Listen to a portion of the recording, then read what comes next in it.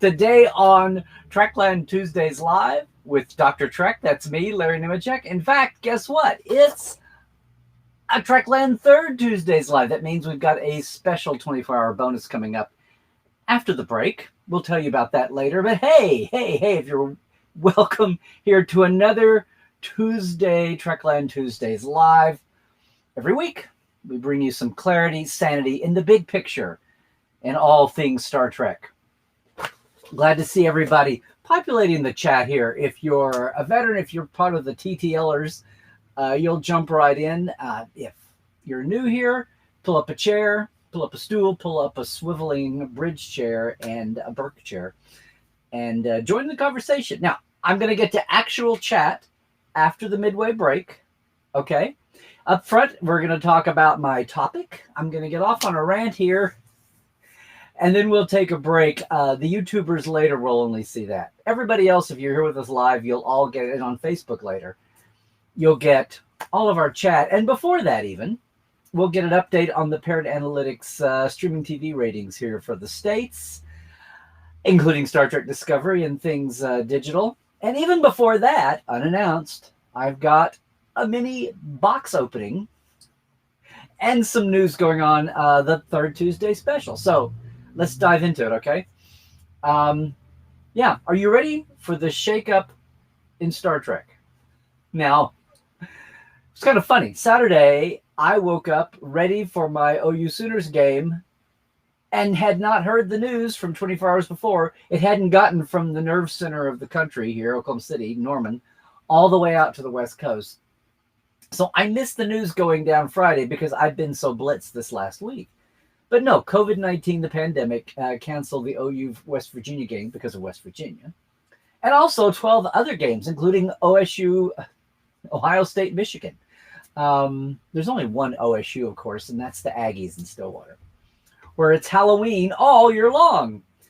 And I know Oregon State, but who cares? There were 12 other games canceled too. I was just and I canceled that. Well, apparently I set off a maelstrom of my, whatever, 1,000 listeners, tweeters. People thought I was referring to something in Star Trek. Well, there's a big chunk of fandom that's kind of makes fun of that every week. The whole Kurtzman is fired and the show's canceled every week just to keep bookkeepers, give them something to do. Yeah. No, I was amazed at the impact I had there on the Twitterverse, thinking that I alone was going to announce when something was canceled. Yeah, really good, guys. Even if I knew that, would I be stupid enough to say it? No, I'll leave that up to the toxic tubers to act like they know something. So it was kind of an amazing episode. Humorous, I should say. It was an amusing episode, and it got me thinking, really, that felt like a shakeup in Star Trek and in fandom? No, guys. There's a revolution going on, and everybody's looking at it in plain sight and even, pointing to it a little bit. But are you really ready for the shakeup in Star Trek, the real one? I'm talking about last week's Terra Firma Part 1. By the way, I've seen a couple of YouTubers, not toxic, but sincere people, like they just heard the phrase terra firma, and they're literally translating it from the Latin. It literally means firm ground. Firm ground. People used to say when they were flying and they landed again safely, oh, it's so good to be back on terra firma, right? Okay, it's no mystery. Yeah, it's cute the way it's adapted to the Terran Empire and terra firma, and now it's their college yell. What's funny to me is Terra is now forever going to be associated with the Mirror Empire. It was called the Terran Empire off and on, but boy, Discovery's really slammed that. In the 70s, as Star Trek became self-aware during the revival, and we're so sophisticated, people realized that calling Earth Earth all the time was very provincial. In fact, it's very human-centric. It's very ethnocentric. And people were saying, let's call Earth, and Earther sounded horrible when Klingon said it. And the movement was, and you saw this in the animated series, to call humans and the planet Terra, from the Latin word terra, because the idea was that everybody's language would call their own planet home or call their own planet dirt, and terra just means dirt in Latin, the ground. So there was a movement afoot to rename, instead of calling Earth Earth, call Earth Terra, when you've got other planets whose natives would all call themselves. The universal translator, in other words, would translate everything to Earth, dirt. So it's ridiculous saying Earth when you're talking to other natives and their speakers through the universal translator. Everything would come out Earth, and people would be confused. What, you're talking about my world? But you're talking about your world. So the proper name Terra was devised. And you see that in the animated series. You see that in all the 70s, and a lot of the 70s fan lit, and even some of the pro lit. And then it kind of fell out of favor a little bit. And by the time we got back to the Next Generation, people just said Earth, because the prevailing attitude was, oh, if we say Terrans, people won't know what that is. Let's just call it Earth and not leave anybody clueless. Okay. Supposedly. So that was the rise and fall of Terra for Earth until, of course, bang, Discovery Season 1. And now the Terran Empire is the Terran Empire. Yeah. So if I say Terrans, I'm a throwback. I'm a throwback to the 70s, and I enjoy saying that. But look, big picture, big topic. You got me off subject. Big picture, big topic. And yes, the chat is going, everybody. The chat's going. We will get to it. Twitchers, hang on. I'll be with you after I get through my soapbox here. The shakeup was something that everybody saw the trees, but as usual, I'm talking about the forest. Now, people had a lot of fun identifying, first being attracted by the early Next Generation Starfleet uniform, right? The yoke, the killer spandex. By that uniform, and then by the fact that what is that alien? Is that a Reman? No, it's not a Reman. It's a Betelguesian, the alien they've rescued from the motion picture roster of never again used aliens. I'm still holding out for an Amazerite. I want to see them produce the clothing that they wear from their mouth like a bee. It was a Betelguesian. Okay, which even despite the mention of a Romulan mining vessel, I know got people excited. They're wondering what happened to Remans. Thought this would be a clue. That would have been a great deep cut. But no, it's okay. And besides that, it's a throwback time that could have, well, no, it was post the supernova. The supernova formerly known as the Hobus supernova, now once again the Romulan Sun Supernova. No, look, guys, everybody was busy pointing out the uniform, pointing out the alien, and even people saying, oh, it's a cross-dimensional traveler from an alternate universe into the prime universe, and not the mirror universe, but an alternate universe in 2378. And people were, oh, look, in a Romulan mining vessel. Oh, the Narada. Oh, that has to be the Kelvin. Oh, we're talking about the Kelvin. And then very shortly after that, Kovic just throws out the terms mirror universe and prime universe. And that, yes, they'd been talking about the mirror universe growing apart. That had been a fact established. I want to see the chrono universo dimensionometer. They're 27.2 microns of, what are we measuring there? Yeah, quantum microns? I don't know. Dimensional whatever, hectares? Look, they're talking about all these dimensions. And it's okay, because it's the friggin' 32nd century, and they can do whatever the hell they want to do, because we don't know.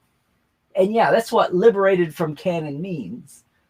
But not to disacknowledge canon. So here's my point. Yes, not only were the prime and the mirror universes referred to as that, but also this not referenced directly, but other stream. And look, people have been talking about this all week. I'm not talking about anything new here. What I'm referring to, this Kelvin bit, is it's happened. I don't know if the shockwave of this has happened. It's washed over some people. but it's there. They are referencing these other dimensions. Now, they didn't call it the Kelvin universe. I think that's a good thing. In fact, I have a whole sidebar here. Everybody is so into this. 2378, that was 11 years before the Narada. 11 years? 87? 9 years.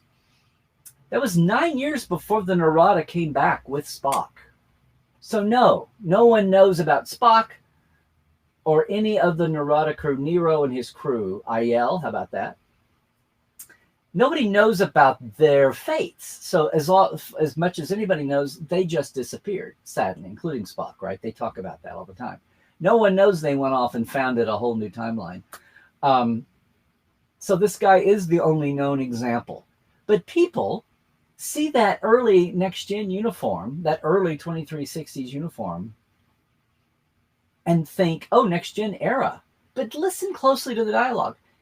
You're that time soldier, and he's identified as a time soldier, thank goodness, didn't come from Prime, where you'd see that uniform, not at that time period, unless he's playing dress-up historical there, because it's 14 years later, 15 years later, 13 years later,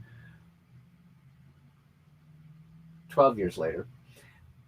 He came from Kelvin to Prime, not Prime to Kelvin.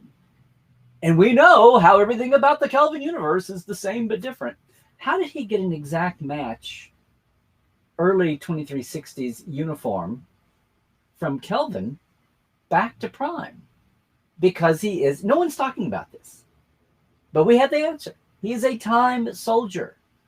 He came from whatever dimension and was camouflaged, apparently, in the early 2360s, wearing that uniform. And then they mention Romulan mining vessel, but the years don't match up. Whatever. But he's gotten, but are they in the same context? The bottom line here is he's gone from Prime or whatever universe also had that style uniform at roughly that time. He's gone from then to the Kelvin and then forward. So what? He's got a double shot? I don't know. Those are the questions that are coming. This puzzled me why no one was picking up on the idea that this guy came from Kelvin to their Prime and to be studied and known and figured out. And oh, look, the dimensional door hopping is now known about in this future time. No one's saying a thing about it. How did this guy in the Kelvin get an exact match 23? He was a time soldier. He was hopping time. Okay. Just wanted to point that out. No one's mentioned that. But I wonder if everybody is so, if the nose is so pressed to the glass that no one's realized, aside from just pointing it out, what this means. What this means is what we're in store for, what we could have in all the series, depending on the time period, right? Discovery's got everything is in the rearview mirror. They're in the driver's seat as far as playing with all the marbles of the various Trek universes. But there's another Trek universe that got me to thinking this week. I'm talking about the one that we're in right now, the Fandom universe. Most of all, what's going to happen, and I haven't looked this week. I haven't gone, I don't spend a lot of time there. I appreciate all our fellow YouTubers and everyone that goes there so I don't have to. But what are our toxic tubers going to do about this? In one episode, gave a side reference to the Kelvins plus Mirror and Prime. What will Fandom do? And that's the tip of the iceberg, right? The really toxic yahoos that we've all been laughing at for the last 2 or 3 years. Since, thankfully, as in other aspects of society, the lunatic fringe,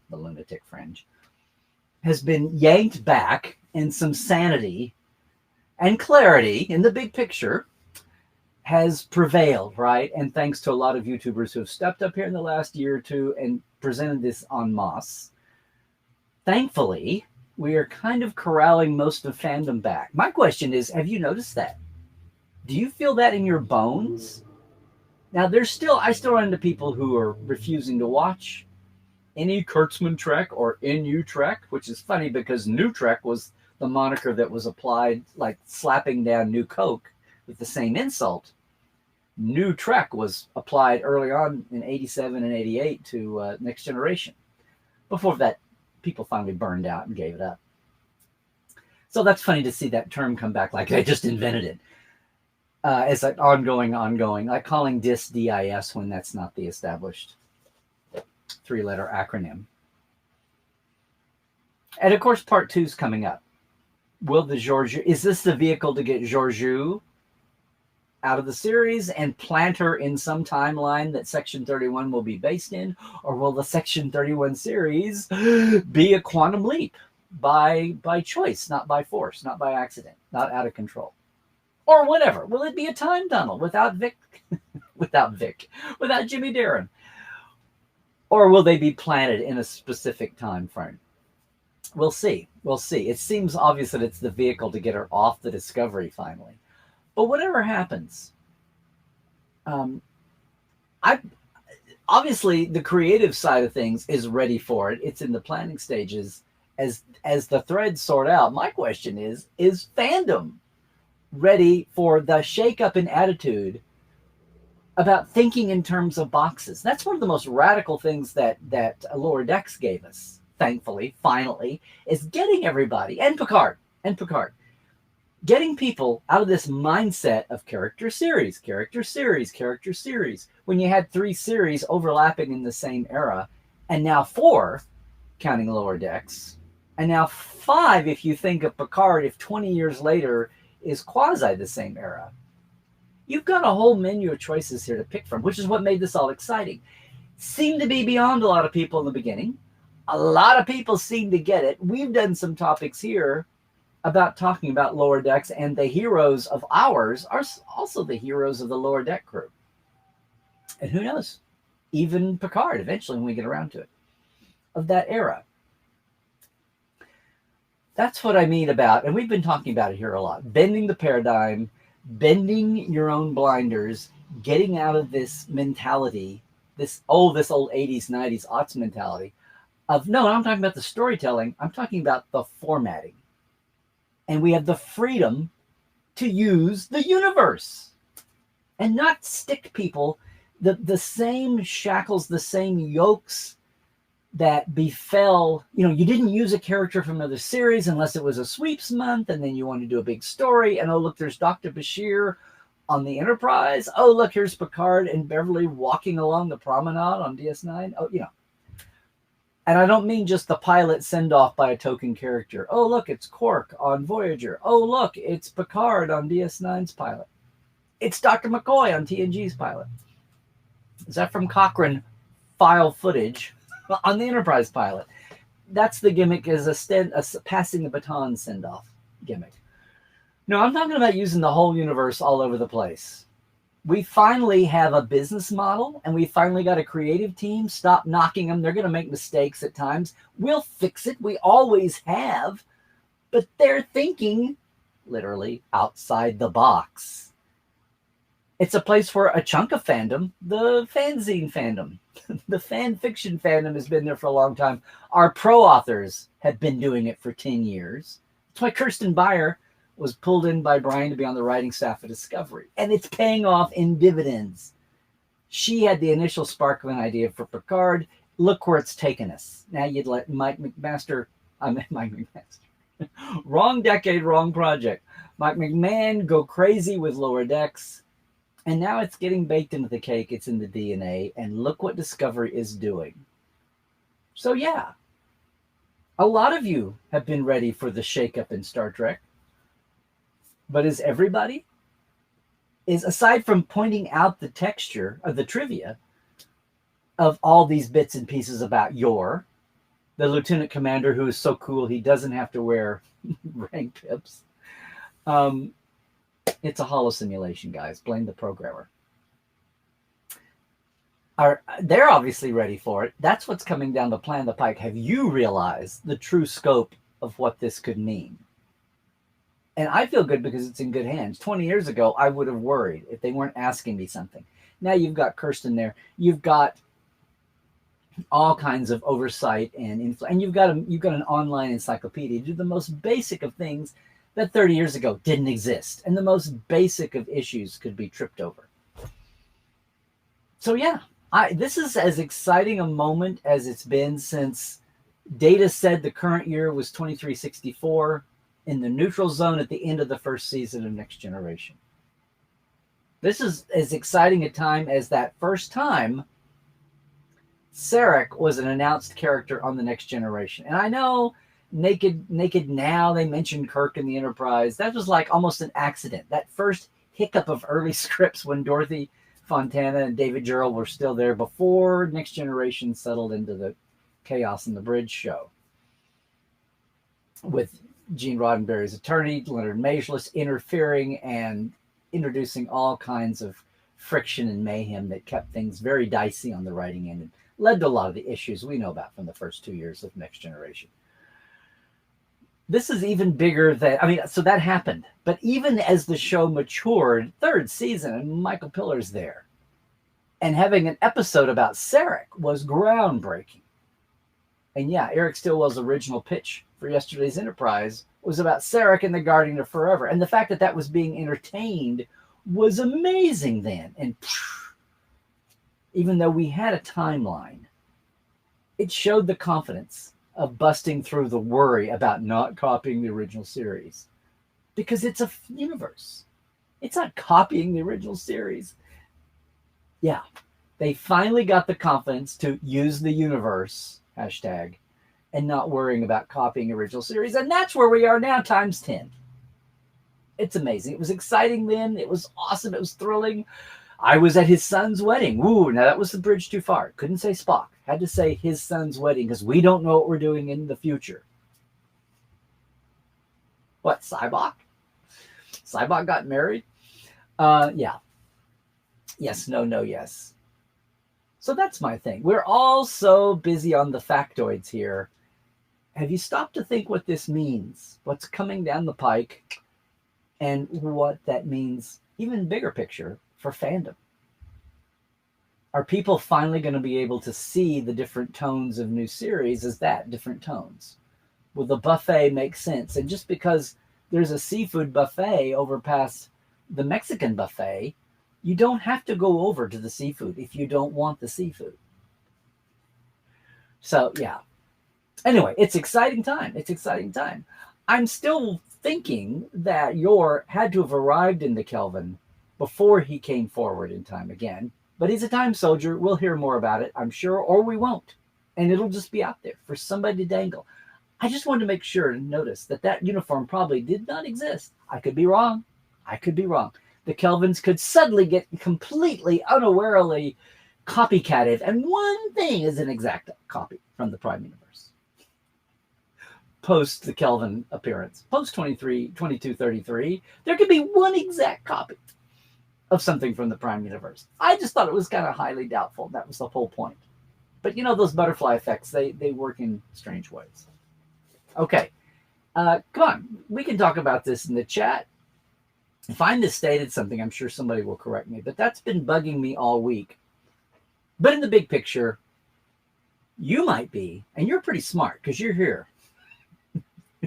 You're in the Trekland orbit, so you kind of already have a mind that goes to these things. But as you look around the fandom landscape, or the fanscape, do you think it's really soaked in with people? And I'm not even talking about the people who seem to have some kind of a quasi-livelihood that's all dependent upon bashing everything that's new, just to cause a rile, right? They're the professional shit stirrers. I'm not talking about that. I'm talking about I am talking about them. Will they have a market? As we gradually get everybody to be a savvier fan, who's going to be their market? You know, there's so many parallels to this with what's going on in the real world. Outside of pure Trek and fandom, it's amazing. How will we bring back down to terra firma, the terra firma of rationality? How will we bring those people down to earth? And be able to have criticisms and critiques without it being so over the top. We can't talk about the actual details that fanboys and fangirls want to talk about without it just going over the heads of, pure, total, insane hatred. It's all thrown out with the same bathwater, where we can't talk about, distinguished points. Anyway, Let's talk about that. Let's talk about whatever you want to talk about here in the chat in a minute. I just want to tell you real quickly, first off, once again, to thank all of our Patreons here in our TTL Club, Blaze K, Lawrence Todd, and Blake Arledge. And yes, our live wires, Rusty Harrell, Jared Cooper, Eli Irvin, Halbjord Gunn Johnson, Jalen Bullock, Gary Williams, and Robert McLean. Thank you guys and gals for doing that. If you want to get in on that or don't have a clue what Patreon is, it's the way there's out there to, it's a platform to help you support your favorite creatives, whatever they're creating all across the board. You can go to patreon.com. I'm at Trekland Live /Trekland Live. Simple system. I don't have a big elaborate Patreon. It's $5, $10 a month. $5 gets the shout out you just saw, as does $10 plus access to the first couple of generations of behind the scenes guest interviews from Portal 47. And speaking of Portal 47, that's our third Tuesday offer if you've been around. It's also me. Where'd you go? Where'd you go? There you are. It's a add-on, because as of this week, I finally got the holiday gift offer back up. And it's an encore. It's an encore for Portal 47 from last year. It was so popular. We had these cute gift boxes. It was actually physically a gift you could give someone with the new membership pin, a Christmas card from Gene Roddenberry, his last from Christmas of 1990. It was enclosed with all the Lincoln Enterprise orders. It was awesome. 6 months, basically, the core is 6 months of Portal 47 for the cost of 4. It's like you save a fourth, right? Anyway, it's a great deal. It's up as of now. We got through Cyber Monday. We got through the open house. And now our holiday offer is up. Hey, it's good through the end of the month, through the 31st. If you want an actual physical box to be able to give to somebody or have it sent to them, it's this Friday. Depending if you're close to the West Coast, we could cut that. But overall, I'm just saying order by Friday. Go to LarryNemecek.com. You can get the link and go right there. Give me the address you want it shipped to if it's a long distance link. And even if it's across town, maybe it's a good idea to ship it. And we'll get it to them as well as we can. If Christmas delivery isn't an option, offers up. The special is up through the end of the year. It's the most popular thing I've ever offered as a way to get into Portal 47. Your mini-con all year long. But we've been doing for 5 years, way before most of the world knew what the hell a Zoom meeting was. So yeah, very proud of that. A little slow this year with things being delayed with open house into December, but we're there. And again, it seemed to be just the right thing a year ago. We had lots of people give the gift, and a lot of people gave it to themselves. So it was very popular last year. I thought, why reinvent the wheel? Just bring it back again and do that. And a big thank you also to everybody who was with us open house last week. That was pretty awesome. We're going to be doing something with the recordings of David Carson and having that out for others too. Other big news. I'm into the what's coming up. I want to do this right now. Life Support Live this week. I couldn't tell everybody last Saturday. Dr. Ali and Dr. Trek, one of us is a real doctor, as we boldly go through uncertain times every Saturday at 10 a.m. Pacific, 1 p.m. Eastern. And so that means 6 p.m. British time, GMT, and 7 p.m. on the continent. Hey, this week we're going to do a first ever. No, not a mini unboxing. I've done this before. Here's what's happening Saturday on Life Support Live. We are going to do our regular theme episode based on the current episode of what's that show, Discovery? Yes. We're going to do that. But we're also going to have, for the first time ever, a guest. Yes, a Life Support Live guest. Because right now, one of the awesome little things you can get is an awesome crop of wonderful big books and gift books. You've seen me open some of them already. Here's what I just opened. Yay! It's Spock's Little Book of Mindfulness. And Ali and I are going to have the author, Glenn Dakin, with us to interview, to talk about Spock's Little Book of Mindfulness. It's on Amazon now. You can get it yourself. We're going to give away this copy on Saturday. I mean, it's a small book. It's a cute book. It's basically Spock sayings with a lot of cool... Ooh, that's in the light. How about we get it? There we go. See? So yeah, it's a small book. It's a cute book. But there you go. Oh, scan the QC for extra Spock mindfulness. That's cool. What did we have to cut for time? Anyway, join us Saturday, right where you're watching me right now. That's where we'll be again, 10 a.m. Pacific, 1 p.m. East. If you haven't joined us before, please do. We've got a Facebook page, Life Support Live. You can go over there and join that and be in with us when we have postings and polls and surveys and a lot of fun stuff. And the community's great too. It's another Venn diagram circle on everything that we and I do at Trekland. I hope you can join us. The other part of the news this week is, I can say it now, Trek Files will be back a week from today. Season number 6. We've got some exciting guests and, of course, some exciting documents from Gene's Files, the only podcast with paperwork, at our site on Facebook, The Trek Files, okay?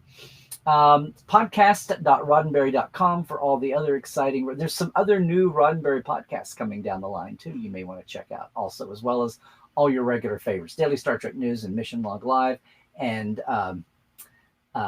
Priority One Pod, and Shabam, and of course Women at Warp. It's a great family of podcasts among all the great podcasts that are out there. It's kind of incredible. And we're back. We are back next week with the relative, a survivor of some Star Trek royalty. And that's what I'm going to say before I tease it too much. Also, coming up, I just want to mention too, Friday, a lot of you may know the podcaster Jesse Gender has, I've heard he has a special, she has a special with a lot of podcasters involved. You're gonna love it. You're gonna love it. It's coming up Friday, and be looking for that. If you're not in Jesse's orbit, you need to get there. Among the great crop of tubers we have right now that are fighting back on the insanity that I talked about earlier. That's coming up Friday too, and I hear tell it's kind of cool. Oh, look at this! I missed this. Another gift idea. Why don't we just ramble all over the place here today? Are you into Star Trek Adventures, the revival of Star Trek tabletop gaming, role-play gaming, what we used to call paper and dice gaming? There's the basic guide. They just came out with this wonderful, and this is the deluxe edition, wonderful edition of the basically the Klingon manual. Where's the title page? I don't know. But what's awesome is, and why I'm talking about it, is this is the Klingon supplement to the current Star Trek Adventures. And look at this. Is this cool? Look, it's the Klingon map of the Empire in Klingon, the all Klingon version that was a part of Stellar Cartography. And yes, this is the corrected version. Also, another map from Star Charts, from Jeff's edition earlier in book form. We were able to connect the dots so that the Adventures guys here could hook up with Stellar Cartography and Epic Ink and get the rights to do that and properly credit. So I shout out to everybody that I worked with and everybody at licensing for allowing that. It's just a cool thing. It's just the arts piece. I mean, the vast part of the books, I think it's gamers. They need the detail. So anyway, if you're into that and you hadn't heard yet, this is what the deluxe book looks like, which is very, very cool. It's got this leatherette kind of binding. It's a lot like my favorite edition of my Will Rogers book that I have. Whoa! So was that random enough for everybody? So look, everybody. Yes, hang in with us. Special edition of Life Support Live this week with guest Glenn Dakin. Glenn Dakin is going to be our author guest. We're going to give away a copy of Spock's Little Book of Mindfulness. Trek Files will be back next Tuesday. It's getting insane here. And of course, there's our holiday gift offer special at portal47.com. Whoa! All of that and a shift in fandom positivity, perhaps? We'll see. I think everything's picking up now. Lord, let's hope so. We've still got a few weeks of fresh Trek left before the next great drought. I hope everybody is doing well out there. If I'm leaving you right now and you're watching us on YouTube, please stay healthy out there. Okay? Stay woke. Check the sources on anything you read, please. Of course, most of all, trek well, everybody.